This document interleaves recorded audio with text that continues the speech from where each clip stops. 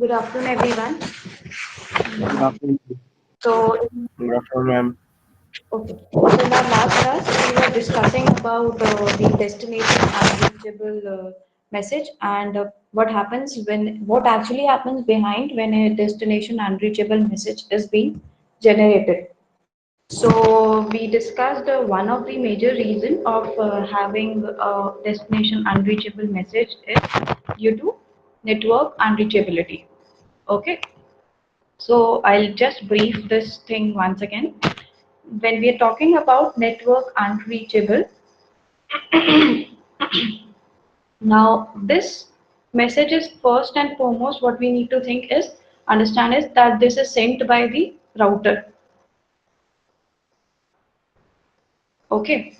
Now when a router sends a network unreachable message, so let's say this is your host which is connected to multiple routers and this is your destination network. Okay. Originator. So this is your originator. Your originator sends a packet to a host which is present in the destination network. So there are these two routers with the help of which the packet from the originator would be delivered to the host which is present in the destination network. Now here we are saying that network unreachable message would be generated by the router. Okay. Now, when a router sends a network unreachable message, what is it saying? It is saying that it has no way to reach the network or subnetwork as specified in the destination IP address in a frame. Okay, so let's say the message which is originated from this originator is I'm trying to have a telnet connection to a client, let's say 100.6.15.3. Okay. Now, when I'm having when I'm sending the connection request and it's a telnet connection request to this particular destination, what would happen? That the originator would forward these packets depending upon the mask address generated. Okay. Had there been a case that the IP address which has been specified into this telnet address is not valid. Okay, how can it not be valid? When I'm generating the mask associated to that, either this leads to a mask which is not present in any network. So it is mapping to any address belonging to a network which doesn't exist. Okay, that is why it is sending you a message which is network unreachable. So we can say that the network unreachable message could be the result of either a misconfigured mask value in the router, or it could be uh, it could also be a case that the user has specified a wrong IP address. Okay, I can also say that there is no network which belongs to 100.6.0.0. So you cannot further map this location into that particular address. Okay. Now, to summarize, your network unreachable is the case when the specified destination address is for an invalid network, is also the reason whether the link is up for the router which is sending the network unreachable message, or you will have to find out whether the port in the router is configured correctly or it finds out the correct mask value. Okay, so this was the network unreachable thing. Next is the other reason which could possibly be there is host unreachable.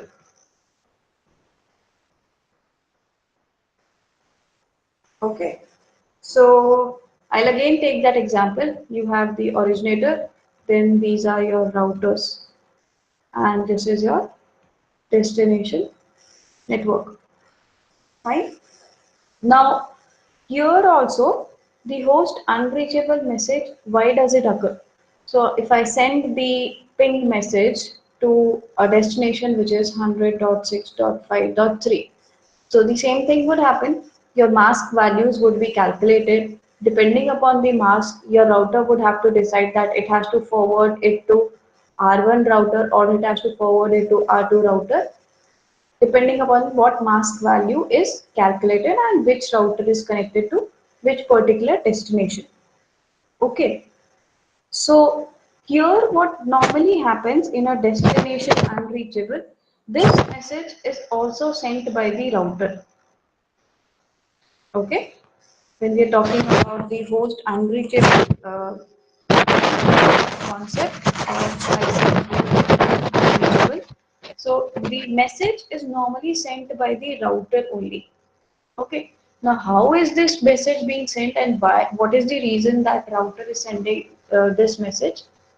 So, let's say what happens is whenever the packet which needs to be forwarded from R1 to the destination arrives at R1. So, let's say the packet which has arrived at R1 is 100.6 is this. Okay. So here what would happen? Your R1 would be connected to the destination network whose mask value is this. Okay. Or let's say it is connected to that this. Fine. Now what happens is when router needs to send the packet to the destined host. So here your destined host is that host with ID 3. Okay. Now what would happen? Instead of directly sending the packet to that particular host, what would this router do? He would broadcast a message which would be an ARP message. What happens in ARP? What happens in ARP? Your address resolution protocol would be activated to find out that whether a reply would be generated for this or not when the client is active in the destination network. Okay. So to the destination, your last router normally forwards the packet to the destination network, and that router itself, before forwarding the packet to the destined host, would broadcast an ARP frame.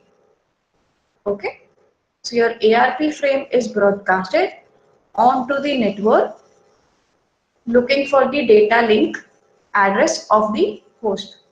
Okay, so we are mapping physical address to the which address? Full answer. Which address is mapped? What is ARP and RARP doing?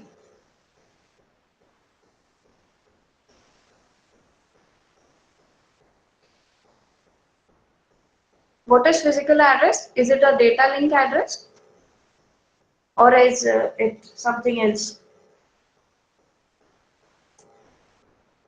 You're mapping two addresses, right? Physical address and MAC address. Or is there anything else? Anybody would like to answer? Nidhi?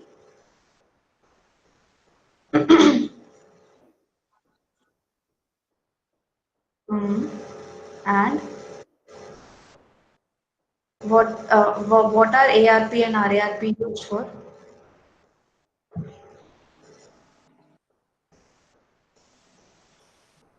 Ma'am, ARP is And the address resolution protocol which will convert the IP address to MAC address, and RARP will do vice versa.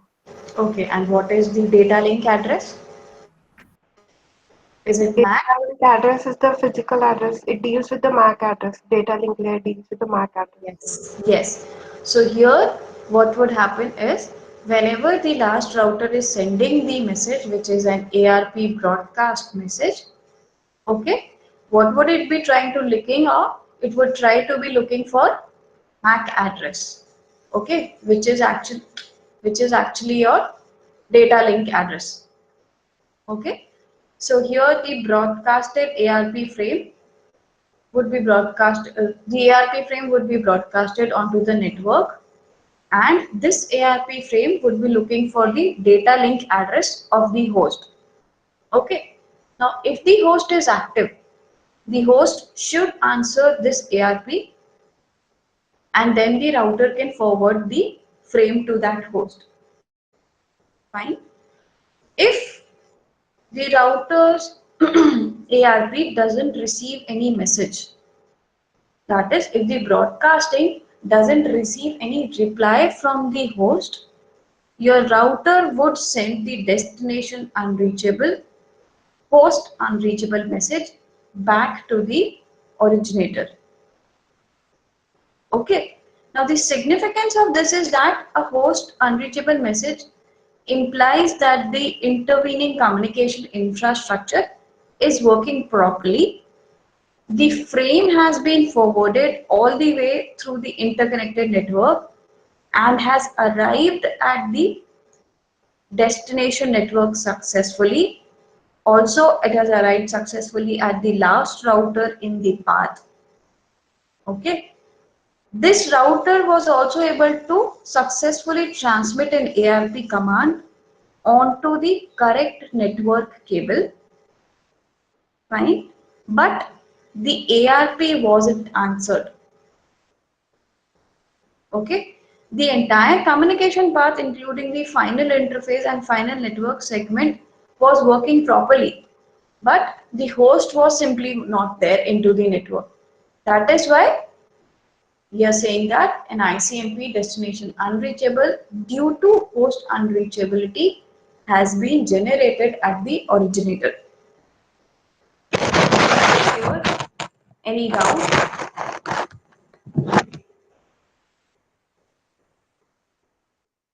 Okay. Now, there is one more reason due to which a host unreachable message is generated. It could also be generated with the fact that a user is simply typing the wrong IP address. Okay. Or it could be that the host was actually down for that particular moment and otherwise it is generally online. But for that instance only it was down. It could also be there that a higher number of physical errors are occurring at the destination network. But in that particular event, since the last router was able to send the ARP commands, the last router could not receive the RARPs which were generated from the destination. Okay. In such cases, what would happen? The originator would involve, or the router which is present in the last location would normally involve troubleshooting. Okay, so that troubleshooting would be done to uh, move our protocol analyzer to the last network and see what is actually happening at this particular destination interface. So you just understand the basic reason that the host is either busy or is not able to process the ARP which has been received, or host is not online. Due to these possible reasons, there would be a host unreachable message generated from the last router in the entire path. Clear? Now, the third reason which we were discussing, which we had to discuss, is port unreachable. Okay. Now, unlike the network unreachable and host unreachable messages, which normally come from router, the port unreachable message comes from a host. Okay, so the primary implication for troubleshooting is that the frame was successfully routed across the communication infrastructure. The last router also ARP'd for the host. It did not get the response. That would happen in post unreachable. Now, when the ARP is getting the response and the frame is sent, then you will say that the actual message is already delivered. But here there are other aspects as well which would interfere the message delivery or the packet delivery. So according to us, what we thought that when the router had broadcasted the message to this particular host and the host replied the RARP. So it was an ARP broadcasted onto the network. The ARP was sent to this particular router. Once received at this router end, your router would forward the packet to this destination. Okay, we would assume that the destination is on and it would process the packet. But still, there are issues. Okay, now here the issues normally arise due to the port on which the message is received. Okay, now one of the most common port unreachable error normally occurs when an SNMP is used. Okay, so we were discussing about SNMP initially, which is a simple network management protocol. And there we had a concept where your SNMP is used in polling the number of devices on the network. Okay, so the SNMP console is used in that case. So the console has been configured with a list of multiple IP addresses to poll for the acquisition of the entire network management data. Now here the assumption is that each of those managed devices has been configured with the SNMP agent. So you had an SNMP agent program which was responsible for identifying what all devices are there into your connected network. Then you would assign a particular port number for those devices. Okay. Now here the standard port number for SNMP is, if you would recall, we would use 161 port number. Okay, so if you see a port number 161, then you would normally assume that a console was polling a device which didn't have an SNMP agent configured onto it. Clear?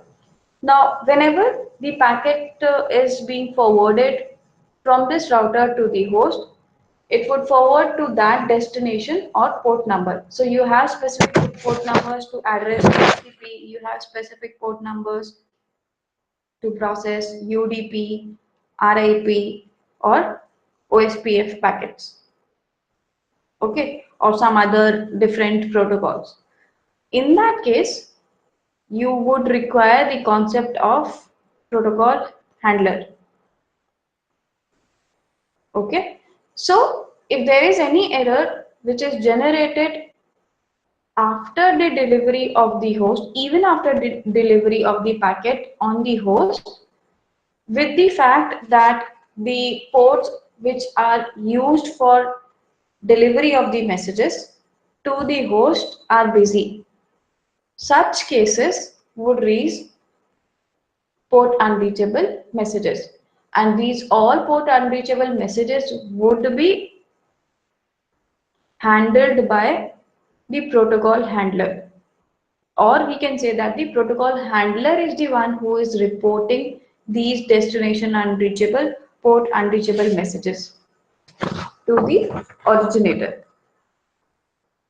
Okay, I hope it is clear. Yes, ma'am.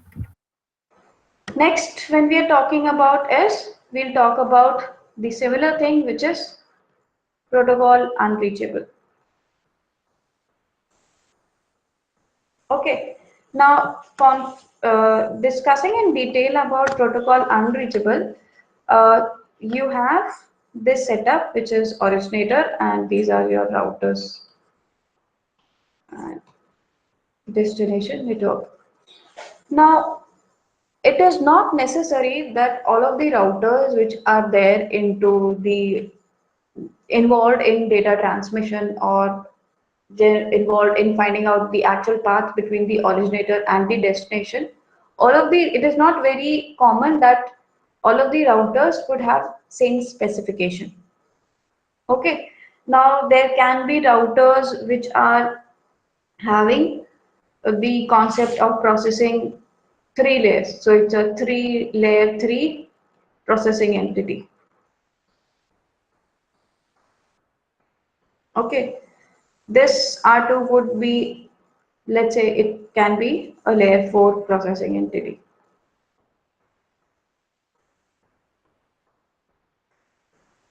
Okay, so you would have heard about, just now I told you, you can have the packets which are based upon OSPF.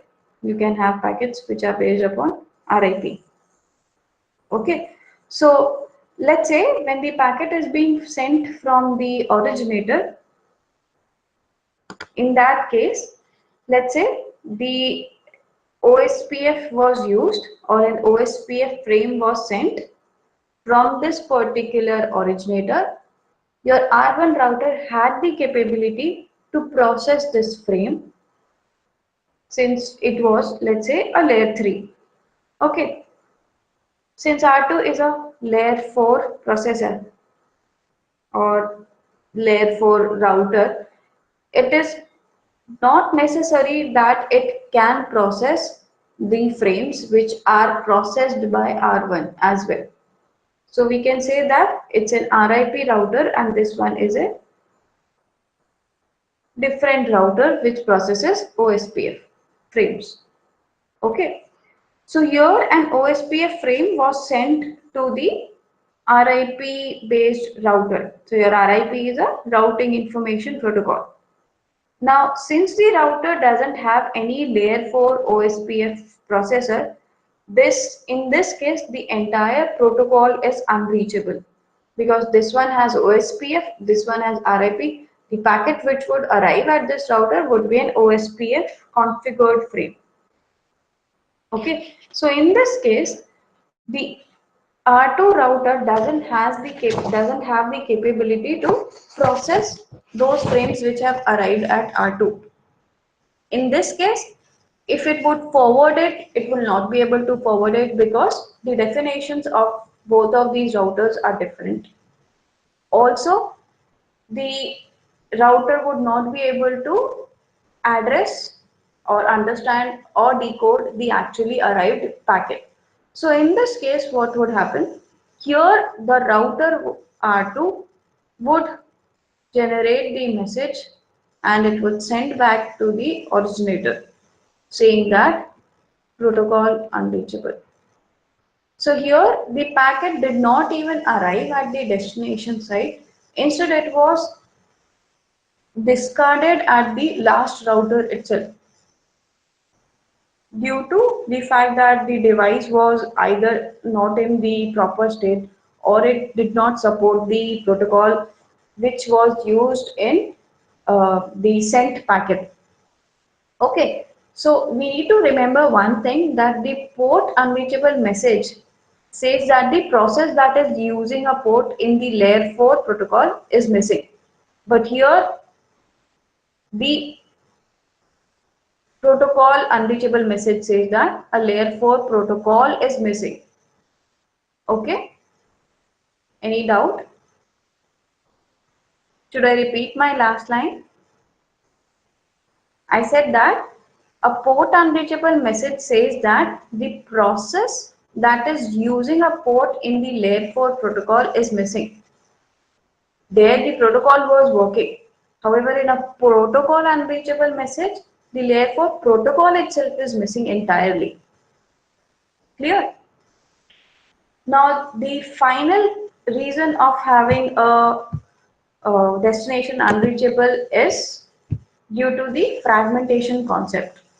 Okay, now when you are forwarding the packets, as I said that the routers which are involved need not be same in configuration. Their processing capacity differs. So when the message is being forwarded from the originator and when the packet has arrived at R1 or when let's say at here itself at the originator itself I set the credentials that the fragmentation is needed or fragmentation is not needed. Okay, so if a router says that the fragmentation is needed, when the fragmentation is needed, then there's a field in your packet which is saying as don't fragment bit. Okay, so if the fragmentation is needed, in that case your don't fragment bit would be set. Okay, so this means that the originating station has set the don't fragment bit, okay, in the IP flag field, or there could be some other reasons which is known by the originator itself, that whether the fragmentation has to be done or it doesn't have, it need not be done. So possibly there could be a reason that uh, the R1 doesn't require any fragmentation. Okay, so if the R1 doesn't require any fragmentation, it would not set the fragmentation bit and it would process the entire packet in the similar way. But it has already been set in your IP packet that fragmentation is required or not. Let's say when the packet arrives at R2 and R2 doesn't have the same processing capability which R1 has. In that case, what would be done? Your R2 need to fragment the arrived packet so that it can forward it to the destination. But since the don't fragment bit is set, the fragmentation cannot be done at the R2's end.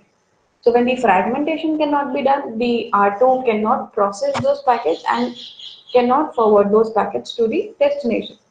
So in that case, your R2 would send the message to the originator, which is destination unreachable message. Okay. In that case, the entire frame which has arrived at the R2 would be discarded and the ICMP message was actually returned to the originator. Clear?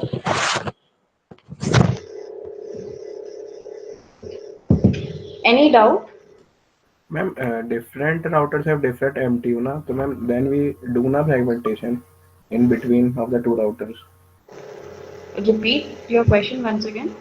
Ma'am, different routers will have different MTU, maximum transfer units. So ma'am, Yes. then we do na fragmentation in between also. Huh, you can do, but then when you have already set it at the originator's end, that you cannot break the entire packet. In your IP, first and foremost, what would be sent? Your IP header would be sent, na? So in your IP header itself, if I have said that fragmentation is need not be done, then in that case, uh, obviously you will not be able to fragment it. Okay, That ma'am. MPU factor will not work. Okay. Any other doubt?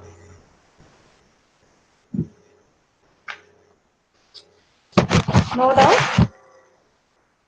Okay. So previously we were discussing the defenses for the DDoS. Okay. So we had discussed the source-based defense, and within the source-based defense, the two things which were discussed was the ingress and egress, and the other one was DWORD.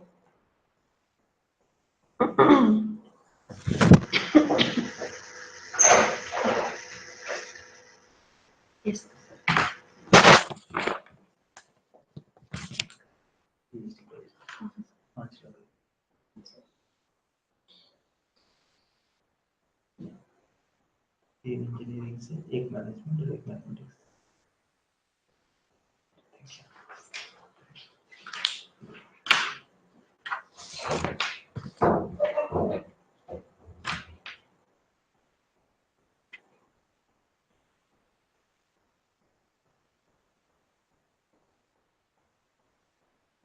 Okay.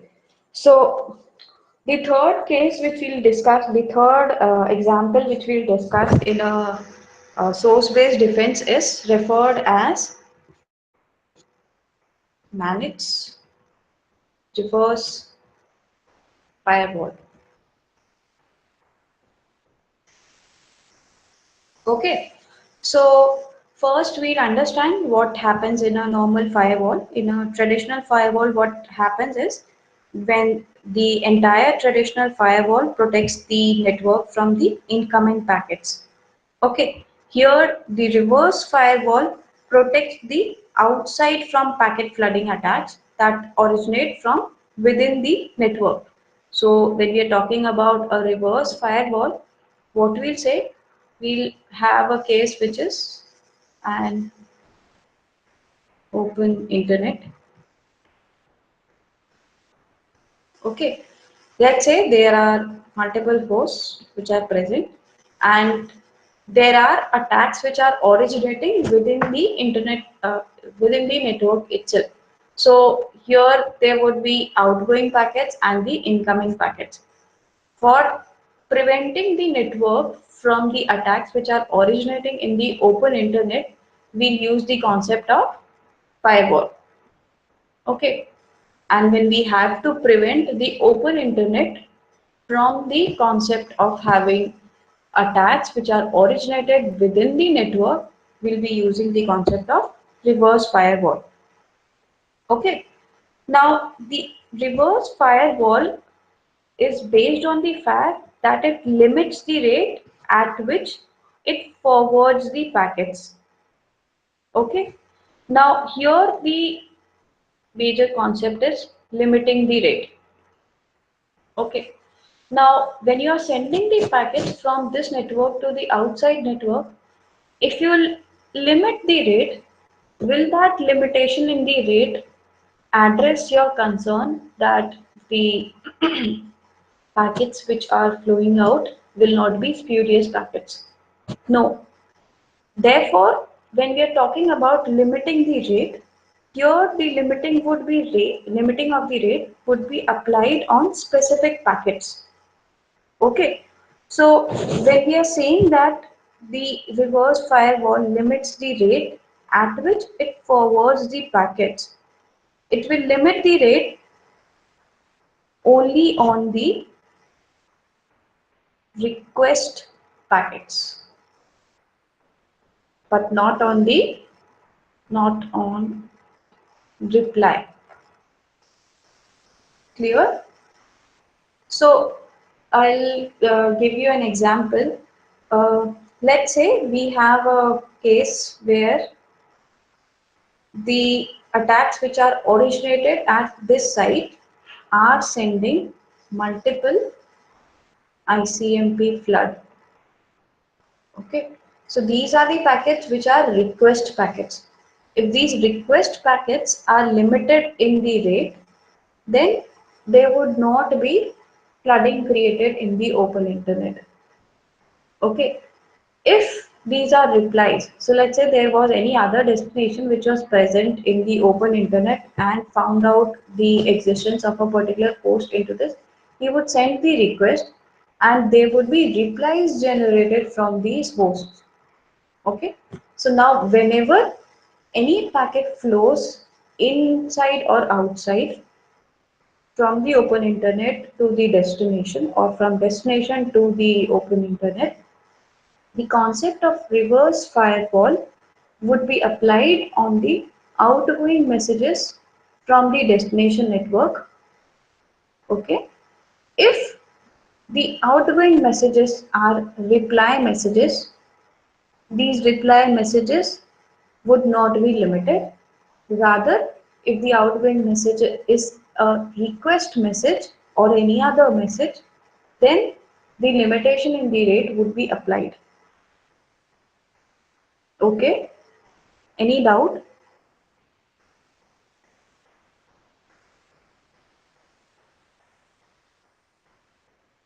Now, whenever I'm sending the messages, it is not necessary that all of these messages will be reply messages. Okay, so you can send those messages which are for starting the conversation, but they also need to be into the limit. Okay, these will not be transmitted at a very higher rate. Fine. Understood the concept of managed reverse firewall? Yes, ma'am. Okay. Now, one of the main disadvantage of the reverse firewall is that it involves manual intervention. Okay, so here there needs to be an administrator who need to be present to check whether the outgoing message is the reply message or it's a request message. Okay, also the entire reverse firewall's configuration cannot be dynamically done and it cannot be changed at the runtime itself.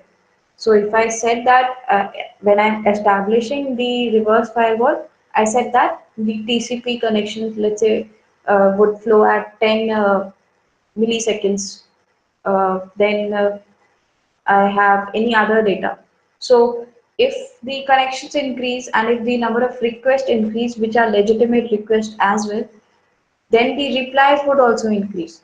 So what needs to be done is that the reverse firewall, which is configured between both of these networks, need to be configured dynamically. So there isn't any financial gain or benefit for the source networks to deploy costly reverse firewalls and which would employ manual intervention as well. So this has led the managed reverse firewall as a setback, but it is able to process and it is able to limit the DDoS attacks which are occurring into the network. Clear? Now, these three attacks which have been discussed till now are the ones which are source-based defense mechanisms. Okay, now we move on to the next concept which is named as destination-based defense mechanism.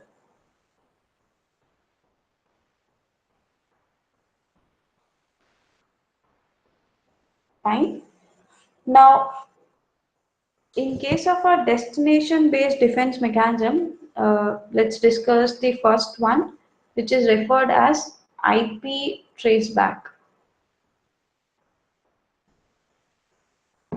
Okay, so as the name says, the IP traceback or the process of tracing back the forged IP addresses is done here. Now, what is being done in case of tracing back?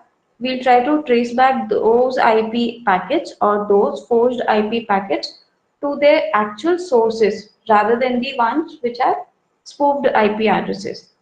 Okay, so what does it mean?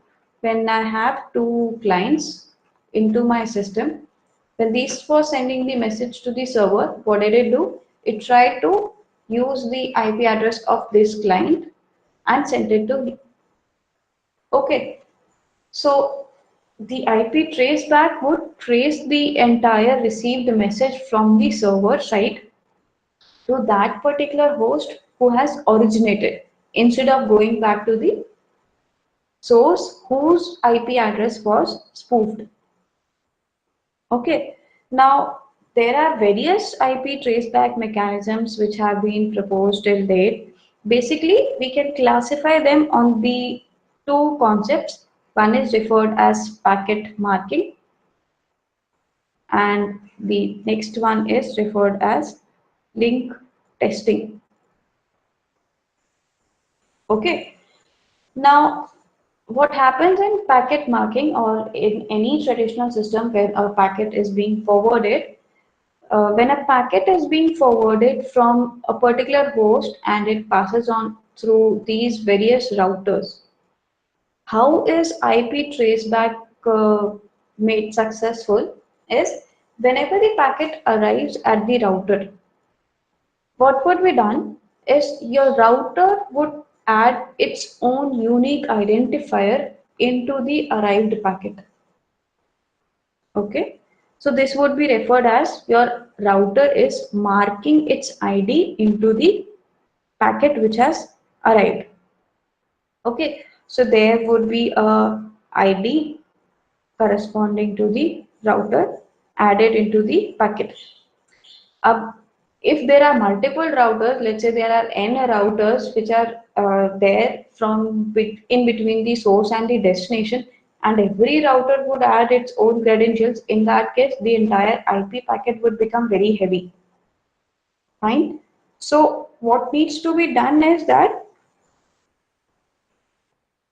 when we are adding the ID of these routers, there would be certain encoding techniques employed which would reduce the size of the identifiers of these routers into the IP packet. Okay. So usually the routers in the path to the victim mark the entire packets, that is add the routers or the identification to each packet so that the victim can identify the path of the attack traffic and distinguish it from the legitimate traffic after the detection. Okay, so I said that the storing the entire path in the IP identification field of each packet needs certain encoding mechanisms. Clear? And when these encoding mechanisms are used, what would happen? Let's say at the server side, I have a packet. It's an IP packet plus the encoding informations. Okay. So if I want to trace back the path of the arrived packet, what needs to be done? I need to decode this path so that I found out that which all routers information is present. Clear?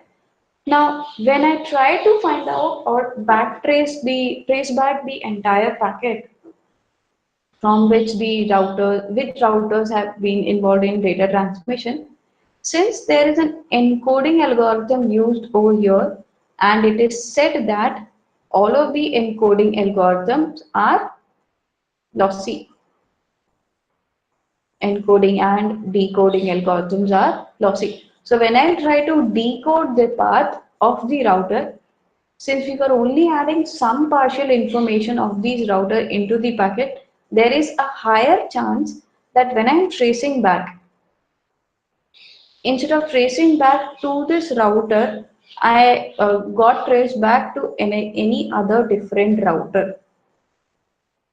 Clear? So if I trace back to a different router which actually did not forward the packet, this would lead to a case which is false positive. Clear?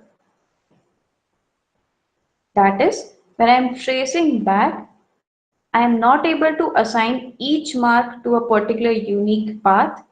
Therefore, the false positive rates of these mechanisms are high. Which mechanism? Packet marking is high. In this case, what would happen? The legitimate packets can be treated as the attack packets. Clear? Any doubt?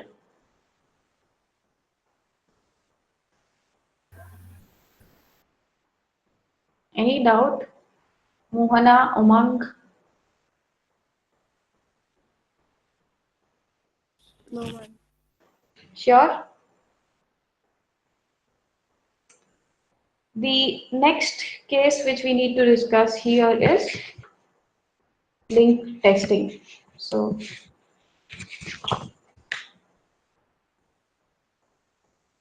second B case which we'll discuss is link testing. Okay. Now, here when we are talking about link testing, this is similar to the packet marking. So, in case of packet marking, we were marking the ID of each router.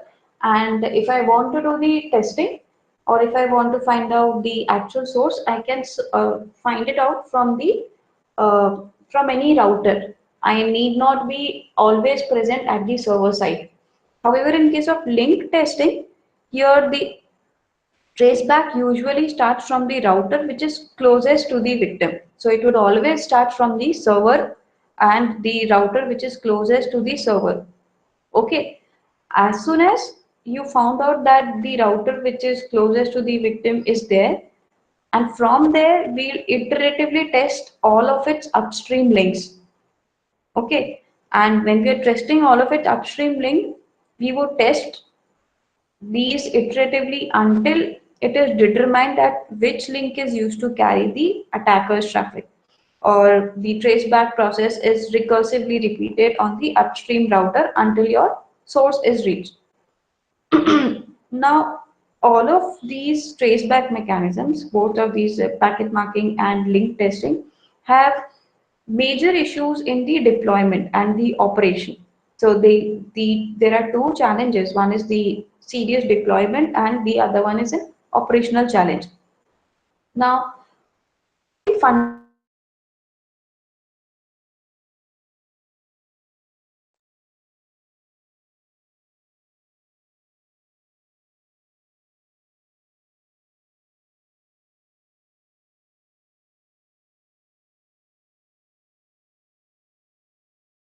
Also, they need to have the capability so that they can trace, move back. Clear? So this is that they need to have a trace back capability as well. Okay. When you are having a trace back capability, this would mean that your router needs to have a proper storage as well. Okay. Having storage into a router makes the router very computationally expensive as well as heavy in cost. Okay, so whatever routers you are having into the entire network domain, it is not necessary that all of those routers will have storage capacity or a very higher computational capacity. So the traceback mechanism cannot be supported by all of these routers. This is the major challenge, deployment challenge in link testing and packet marking system or any IP traceback mechanism. Also, the attackers can also generate the traceback messages. It is not necessary that always the victims would generate or always the routers can generate. Here, if a attacker can generate a traceback messages, consequently there would be some form of authentication of the traceback messages also which is necessary so that you are able to distinguish between the legitimate traffic and the non-legitimate traffic. So yes, there is possibility that deployment of IP traceback mechanisms using packet marking and link testing can reduce your attacks or act as a defense on the destination side, but it is not very sure, and you cannot say that it's 100% case of preventing the DDoS attack. If you are trying to prevent the DDoS attack, yes, you can prevent it in most of maximum amount of the cases, but it would be a case which would incur higher cost due to computations as well as any other reasons. Clear? Similar to this IP traceback, we can have a concept which can use as packet marking and filtering. Okay, so I'll mark the packets which are flowing from my originator to the destination. I'll try to mark the legitimate packets at each router along the entire path to the destination so that the victim edge routers can filter the attack traffic. So normally these mechanisms let the receivers install dynamic network filters to block the undesirable traffic. So such mechanisms can be added, which are basically the destination based mechanisms. Clear? There is one more concept which is involving history based IP filtering.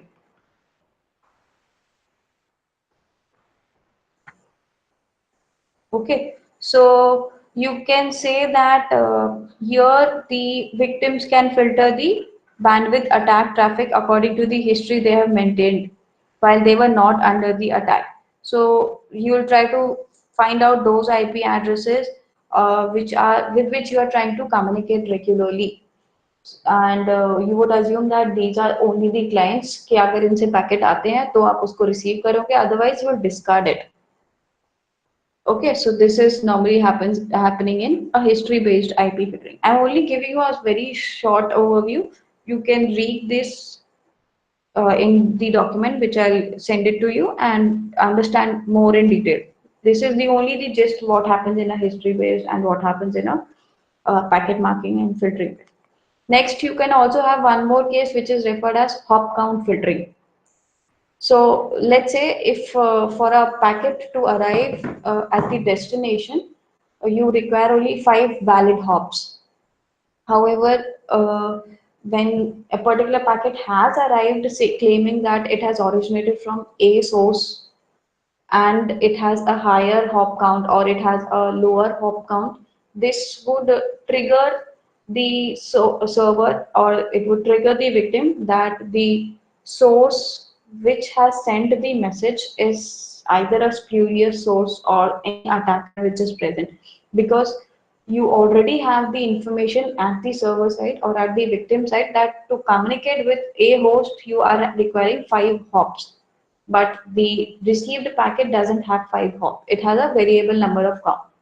So possibly you can classify it as an intruder's packet or classify it as a non-legitimate user's traffic. Clear? So with these two concepts of source-based and destination-based and these 3, 4 mechanisms which I have told you, we'll complete the source and destination-based defenses. Okay. The network and hybrid will be covered in next of the classes. Any doubt? When did I ask you guys for the minor 2 examination? Is it tomorrow or day after tomorrow? Thursday. Okay, so tomorrow I'll complete the network and hybrid. I'll include one defense in this each, and that would complete your minor 2 section. And you'll have whatever has been covered after minor 1 as part of your minor 2. Okay, ma'am. I send so whatever I have taught you regarding DDoS, it's a part of research paper. I'll scan the paper and send to you. Please only read those text which has been discussed in class. Okay. और अगर आपको ज़्यादा ज्ञान चाहिए तो आप पूरा paper पढ़ लीजिए. Okay, ma'am.